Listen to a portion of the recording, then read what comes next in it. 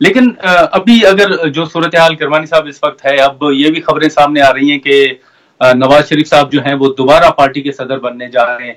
आप समझते हैं कि ऐसी कोई सोच इस वक्त है कि फौरी तौर पर नवाज शरीफ साहब जो हैं वो सदर बने?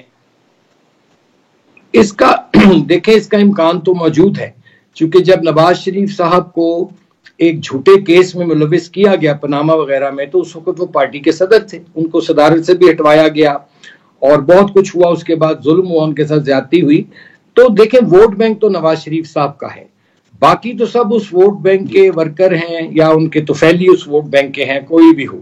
तो मैं समझता हूँ, और जो इलेक्शन के नताइज आए हैं उसके बाद खुसूसन जो पंजाब में मुस्लिम लीग नून का नवाज शरीफ साहब के दौर में वो 3 दफा वज़ीर आज़म रहे, 2 दफा वज़ीर आला रहे, और उन्होंने इस पार्टी को अपना खून पसीना दिया, इसकी आबियारी की।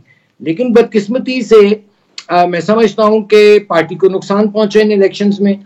और अगर कोई शख्स पार्टी में, मुस्लिम लीग नून में, अगर कोई शख्स इस जमात को दोबारा एक क्राइसिस से निकाल कर और उसी तरह एक पॉपुलर अवामी जमात का बना सकता है, तो वो नवाज शरीफ साहब के अलावा तो और कोई क़यादत हमें मुयस्सर नहीं है।